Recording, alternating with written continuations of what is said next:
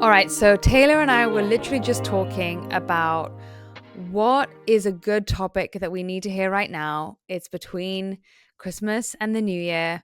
And so, likely, a lot of us are around family, and a lot of us are also thinking about goals that we have for January and beyond. And not just goals we have, like manifestation stuff.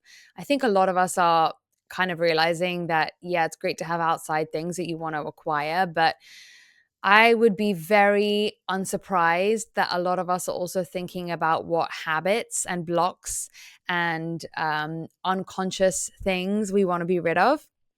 And we were just saying that judgment, if we can, as human beings, be free of judgment, that is one of the biggest spiritual up levels that we can have.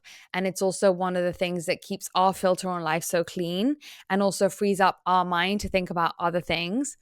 And ironically, what got me thinking about this subject more recently is I put a question box up on my Instagram, and someone had written to me saying, why are so many spiritual leaders still eating factory farmed, tortured animals? And this made me smile because I've been there. And this made me smile because we're so cute as human beings, because we are never, ever judging people based on what they're doing. We're judging them based on what we think they're doing means, right? So, just to completely break it down, the assumptions that are even being made for this person to not understand that is, if you're spiritual, it means that you this, and this. And eating animals means that you are not spiritual, right? And so whenever you look at the world and you don't understand something or you think something is off, it's really important to sit with yourself and say, why do I think that this is the truth? Because your constructs of truth have been built by what your brain has been informed with, right? So the only person that is suffering when you are judging someone else is you, because you are not understanding and taking in the full picture of the human being. What we want to change the judgment for is almost to make your own brain try to understand why a person would do something that you think you would never do, something that you think you would be above doing, something that you think people should not do in the world for your world to make you comfortable, right? So, for example, I don't eat meat at the moment in my life. And there is a part of me that absolutely acknowledges that a lot of animals don't have such a pleasant time being turned into someone's lunch. But also, I'm not dying on that hill, and I'm not thinking that that is the only factor that everyone is either buying into or overlooking when they choose to eat meat. So, for example, if you are judging that in your life, it's an opportunity for you to improve your own consciousness and elevate your own consciousness, where you could see things the way that the divine does, all seeing, all knowing, completely understanding and accepting of where someone is in their journey. So I'll give an example of, if I was looking at that situation and judging it, what would I do? I'd be like, okay, what would be some of the reasons why that would make sense to that person's life? How would God see this?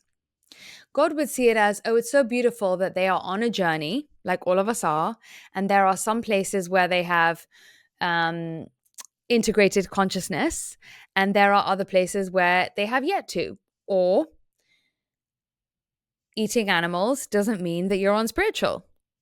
Or maybe that person does struggle with eating animals, but they're also really struggling with health conditions, and therefore the health conditions right now are more pertinent, and so they have made the very difficult but conscious and on purpose decision to eat the animals anyway.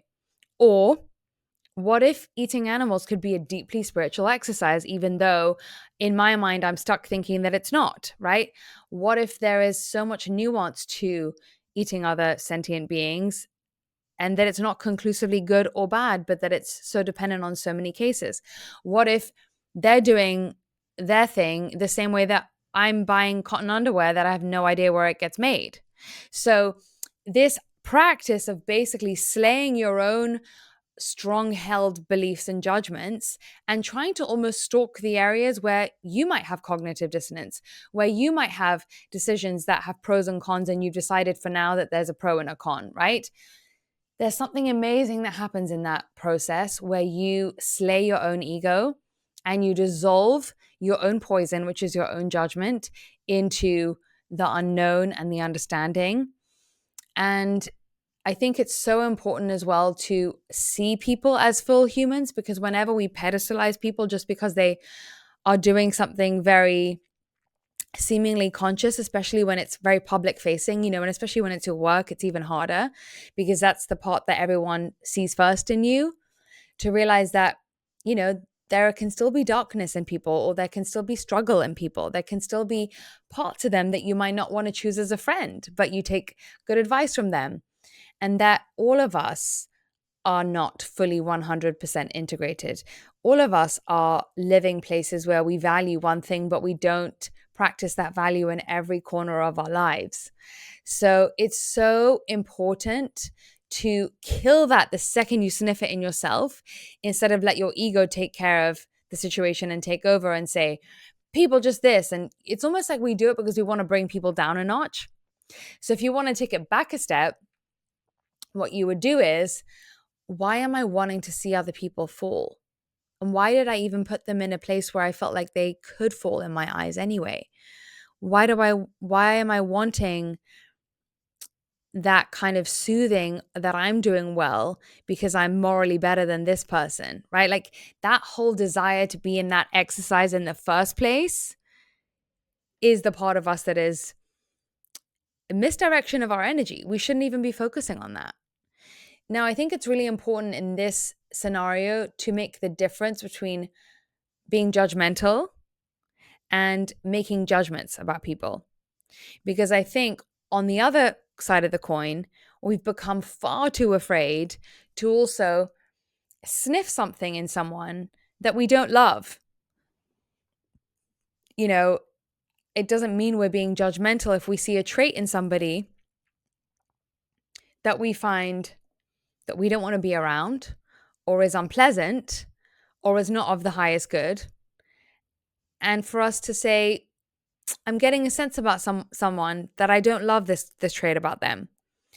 And someone asked me this the other day, which is, isn't everything you see in other people that you don't love just a shadow projection of you? And actually, there could be so many reasons why you see things in people you don't love. It could be to teach you to stand up for yourself. It could be to teach you to not expose yourself to anyone and everyone, if that's hard for you. It could be about boundaries. It could be about learning to protect your energy more. It could be helping you discern who you want to be around and who you don't, who's aligned for you and who's not. So again, we have to be so careful with these spiritual platitudes that say everything you see in other people is always about you. Actually, it isn't. Sometimes it could be the exact opposite of you as well. And it could be pinpointing something that is so different from what you are to help you see that difference in yourself too. So I want to point out that these things like judgments and discernments and seeing other people, there's so many layers to it. And I also feel like every action we take in itself in this world is neutral until someone has ascribed meaning to it. The most important meaning that's been ascribed to it is the person who's doing it and their intentions. And if we can try to understand their intentions rather than impose our own intentions of why we would do the thing they're doing and why that would create some kind of chasm inside us, it doesn't create a chasm for them maybe. And we are never inside someone's heads. You and I talk about this all the time, Taylor, where there's so many thoughts and decisions that go behind someone saying something that even a person that you live with, you might assume, because you have to, because life moves so quick and we take so many actions in the course of a day, you might make so many assumptions why they're making their morning coffee a bit earlier than yesterday, right? But until you ask questions and get curious, you're just filling in the blanks through your own filter. So I think with the amount of exposure we have to other people and the way they're living their lives online, and with the urgency that we have to majorly focus our own lives on our own lives, quite literally, it's just, you will be doing yourself such a favor when you stop trying to ascribe meaning or stop trying to decide that someone else is unaligned or not making sense to you, if you can lightly kind of dig around there just to teach yourself something, then great. But if not, you're better off just pulling out altogether and not worrying your sweet self over it. I feel like you like heard the question I was going to ask and then answered it a little bit, because I was going to say recently I had this observation in myself where a judgment that I was having, all of a sudden I was like, "Oh, interesting, that's a judgment I have towards myself." But as you kind of kept going just now, I thought, well, maybe is it is there something in the tone that we approach judgment with that Mm. is a way that we judge ourselves in almost everything? Hmm. Just the tone. Yeah, it's like that ego. We know when it's trying to lead the way because it's like, see, or I just don't understand why, or and a good question to ask yourself is, what does that make me feel about me when I'm saying that, right? Like, do I feel like I get the moral high ground? Do I feel like I'm right about life? Does it make me slightly justified because I have a jealousy over some people who seem to be perfectly at peace doing something I would never let myself do? And maybe is that a cue for me to let myself do something, right? Like, I wonder if this person actually wants to let herself or himself eat meat, but can't quite get over the fact that animals are dying for her. And therefore, maybe you need to not hide from those things, but maybe start to see them in a different way, or maybe let yourself off the hook, or maybe let yourself understand that life is not about perfectly moral decisions all the time. And sometimes other factors come into play or they don't, and things can flux and flow. So, is it trying to, is it triggering you to see something about yourself that you would judge yourself for? Or is it helping you feel better about someone that you're happy to see come down a peg? Or is it helping you feel more comfortable in the way that you see the world? Because we want the world to make sense, right? We all want to be able to say, all of us human beings all live according to this code, and I am the adjudicator of this code. And if I get enough people to agree with me, then that means my code is right. And it's a way of controlling reality, right? But the ultimate form of security is everyone has a different code, everyone's running around, people are going to be totally at peace living life that is so different to the way I would, and maybe that makes me feel shaky or not strong enough in my own code, or that my code is under threat when it's not at all. Maybe do I need to actually just justify that the way I'm doing life is I'm the adjudicator of me, and that's the sole inhabitor of this city is me, right? Versus I need to universalize everything in order for it to become a truth. And I think we try to do that. You see a lot of that online when people who speak very confidently sometimes in order to convince people. They're the very convincing people are often hiding in insecurity where they say, anytime you're doing this, it's because of this, right? It's never, ever that. It's never, ever that simple. And sometimes what I try and do is I try and extend my worldview and say, would a young 13-year-old boy in rural India agree with that? Would he even understand that? Would that apply to him? You know, whenever you try to universalize anything, unless they're like the laws of the universe, quite literally, everything else doesn't apply to everybody. So it's really interesting how it is a deep insecurity that needs to come to the conclusion of saying very confidently, this always means this. And even that person saying, if you're spiritual, then it means you're not spiritual if you're eating meat. You know, that's still a judgment. That is still a subjective truth through your eyes of what you have learned about what life means through your own life experience so far. And if anyone else had your life experience, they probably would think the same thing. But it means that it doesn't mean that you always have to think that way. And it doesn't mean that you can't challenge yourself to see life through a much more wider, I don't know, kind of lens than you do at the moment. And because this is coming out around Christmas, and you just said, maybe people had a different life experience than you. Well, the people listening are about to spend time with a lot of people who did have the same life experience as them, and the judgments are there as well. So, what would you have them bring into the next week?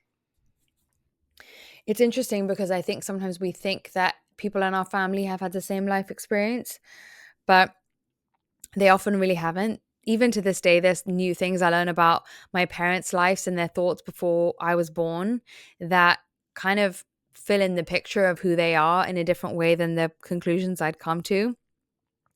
Sometimes, like I was messaging someone today saying, "How was your day?"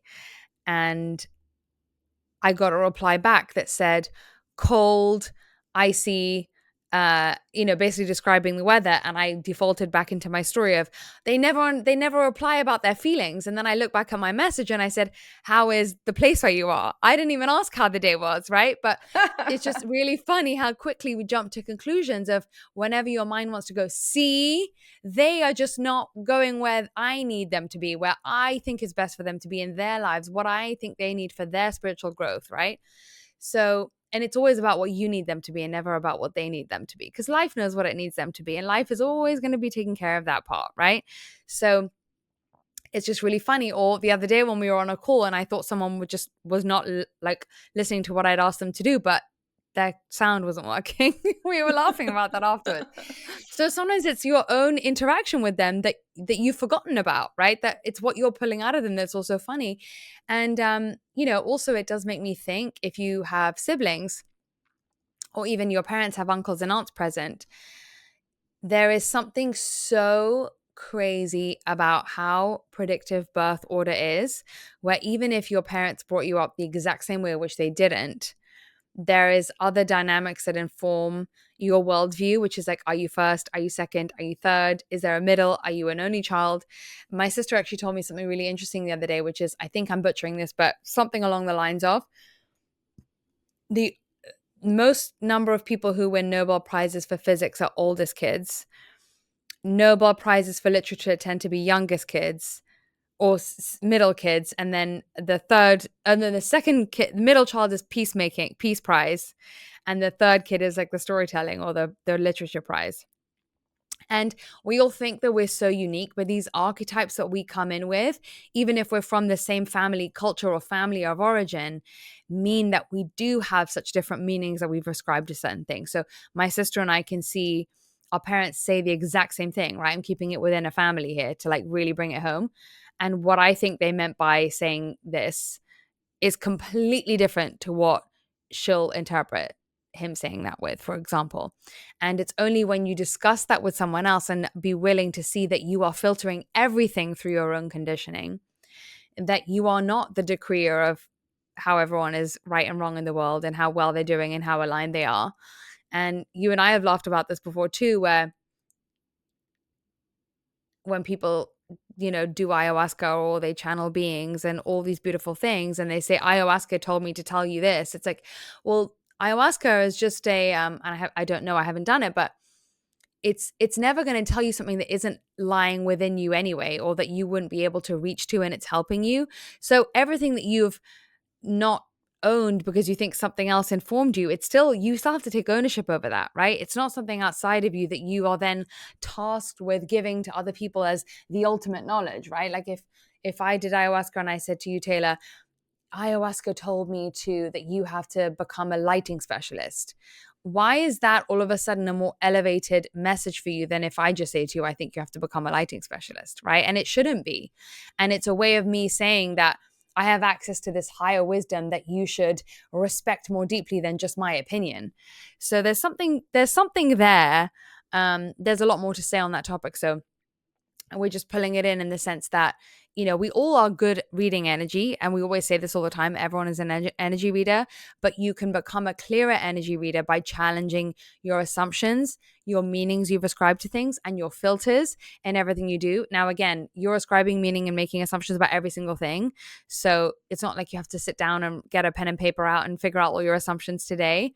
But it's like when you catch yourself being like C or uppity or kind of confused by what other people are doing in a sort of charged or judgmental way, that's a good time to be like, oh, there's something that life is revealing to me that I could try to challenge in this moment. And how lucky. Oddly enough, I feel, human design actually has helped me a lot with my own judgments, because I think we've probably talked about this before, but like when you can understand how complex complexly different people function compared to you, it's almost laughable that we would Mhm. even be capable of making assumptions about why they would be doing or saying or being a certain way. Like, for example, my dad, this is kind of like a funny example of it that I've learned as I've gotten older, is that my dad, so in his chart, he is defined in his mind, which is his ajna, and he's defined in his crown, which is the very, very top two triangles, but there's no connection between the way he perceives the world. So he's very defined in his worldview, but there's no connection between that and his throat. So he's actually like incapable of explaining his worldview to you.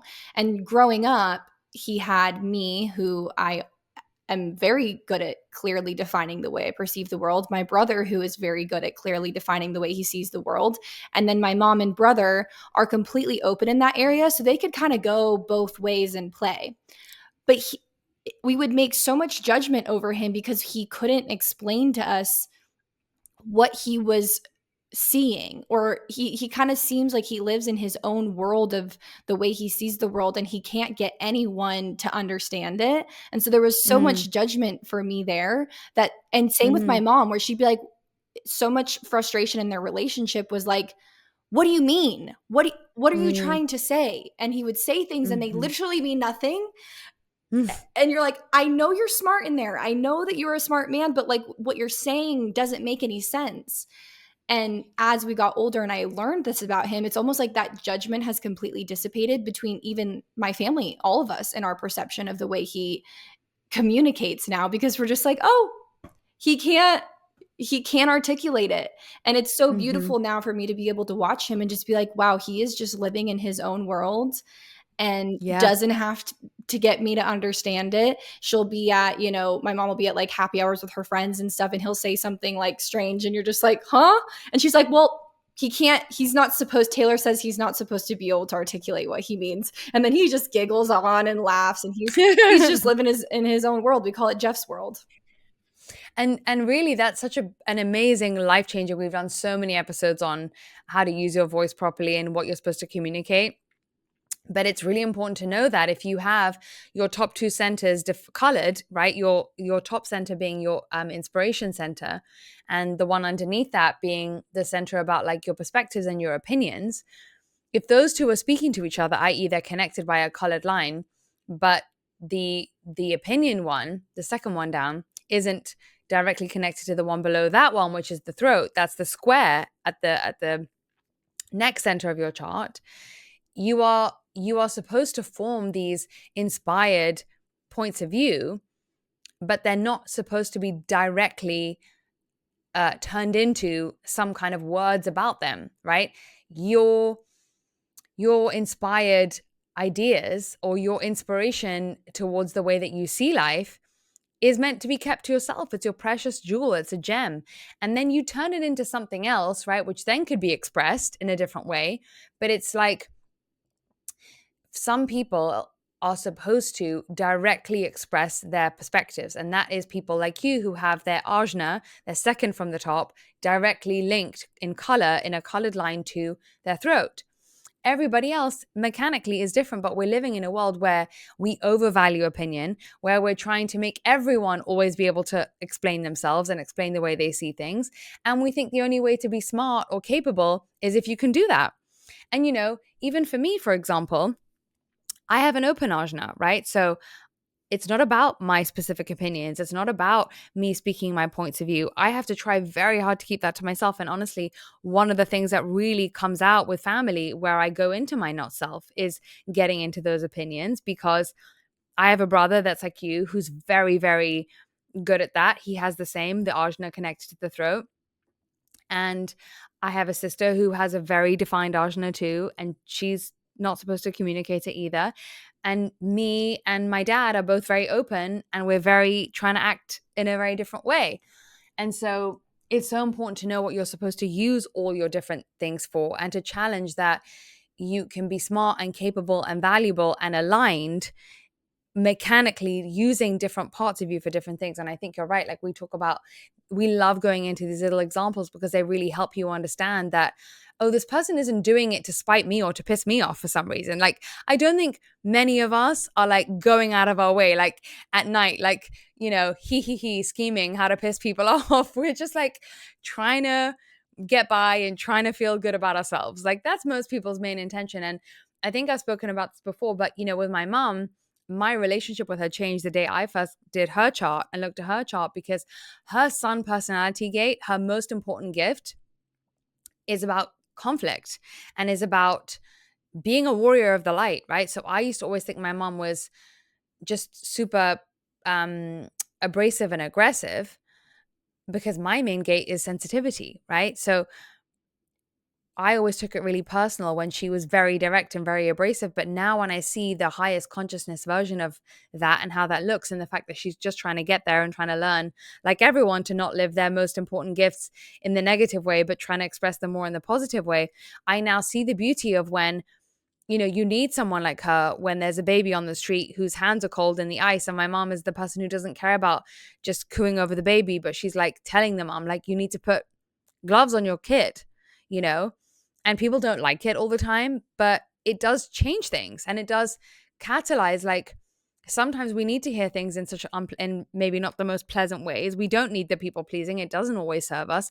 And my mom is just not a fucking people pleaser. Like, she doesn't give a rat's ass. And I used to think that was rude, and I used to think that was all sorts of things. But now I'm like, you know what? When it's directed the right way, my God, do you need someone like that when you're in hospital? Do you need someone like that when there's an emergency? Do you need someone like that when stuff is not okay and someone needs to say something about it? Like, what would you design the best activist in the world to be? Would be someone who wasn't afraid of conflict, for example. And she's not an activist, but she's put a lot of fires in her, just, her going about the world and doing her own thing. And so I know when that gift is coming out towards me, it's never personal. And sometimes we don't always use it in the best way. And that's okay too. But when you understand someone's blueprint, and that's why it was so important to us to be able, for app users, to put their friends and family into the app, because you learn the person is when you understand the person. And that's when you can love the person for who they are, instead of because of all the judgments of how you think they should be the same as you, because they're really not the same as you. And, we've known about our family and friends designs for years, and we're still seeing them through the lens of different parts of their chart as time goes on.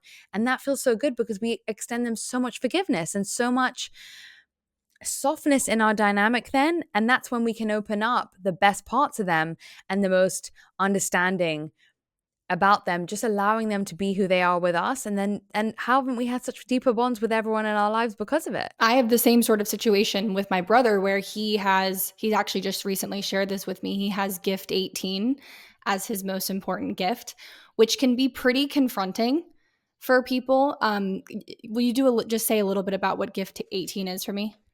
Sometimes gift 18 is seeing what needs to be improved. And so it can often come across as, yeah, seeing, being critical, or not always being able to see the bright, kind of hopeful, shiny side of things, because you're someone who's more realistically inclined and spotting flaws and needs for things to be better. Yeah. And so I wanted to bring this up because when we talk about judgment, we forget that there's also judgment over yourself and the way that you come across to people. And he is very confronting in the way that he delivers the things that he spots, like, don't do this, fix that, be that. It is very abrupt.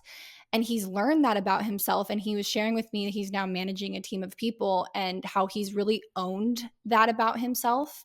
And knowing that when he owns that about himself, even though his delivery is going to be confronting for people, he tells the people that he manages now, hey, listen, like, you might think I'm being rude or I'm being aggressive or I'm being any of these XYZ, but I promise you, when we get in our groove together, you're going to turn around and be like, okay, I get it. This guy is just trying to help me do the best I can at my job.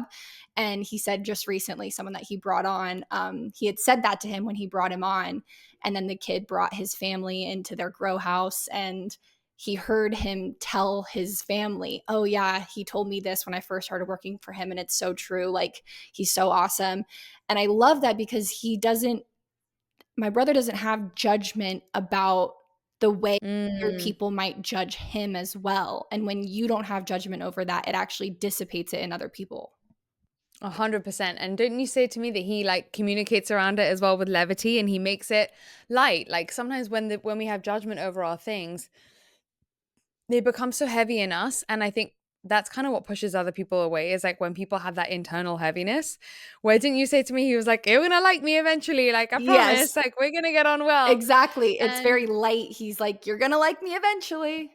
yeah, which is so refreshing because it's always that the degree to which we struggle with how we are and the degree to which we make it a positive expression of itself or a negative expression of itself, right? Like, I have historically and still have judgment around my gift 19 as my sun personality, which is sensitivity.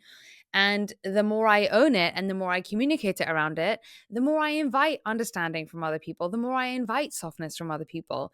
And that is reflected in the softness that I've worked to have towards myself, right? So we make it possible to have deeper bonding on our differences rather than criticize people for how they're different than the way we think they should be or feel that we should be more like them. And both ways is a lose-lose, right? So trying to change ourselves or trying to change them is never the way to love, to reverence of the other, to celebration of the other, to loving the parts that make them them, and thank God they're not the same as ours, and thank God we're different, and that makes us a great team, and that makes us interesting and a dynamic family or friends or work group or any of that. But if we're trying to snuff out our differences, yeah, it's a zero-sum game. But I love the more he can accept that in himself, then the more other people accept that around him too. And I love that it's like there's no internal dilemma with that part of him within him. And that's really where it starts. And this is why we always say, understanding ourselves and each other will change the world. And I believe that within every fiber of my being, because you cannot love something unless you truly look at it for what it is and then start to firstly just accept it and then celebrate it and be curious about it and want to enter into that world, whether it's the world of you or the world of other people that you love and want to love. And it's only from that felt sense that you can truly feel love for someone rather than trying to think lovingly towards someone. Because that's a beautiful endeavor too, but it only is going to get you so far. So as we go into this time where we want to be free of judgments and we want to have these close connections, and we are going to need these close connections. We were speaking about this as well, Taylor, recently, that as social media kind of reaches this peak saturation of being so exposed to the fact that we want to be liked by a lot of people, but no one that really knows us, going back to this desire to really love our families and love our close friends and our old friends and you know, our close community that we see in our real life more and more. This practice of understanding each other and making sense of the other rather than trying to change the other is really what creates more love in your own heart and more loving connection in your interactions with your actual people. And we are going to need that tribal strength as the kind of collective world will feel maybe more polarized and out of control and bigger than us and scary, but also more incredible. We are going to need that rooting and that grounding of the one thing that is more grounding and rooting than anything, which is love and each other.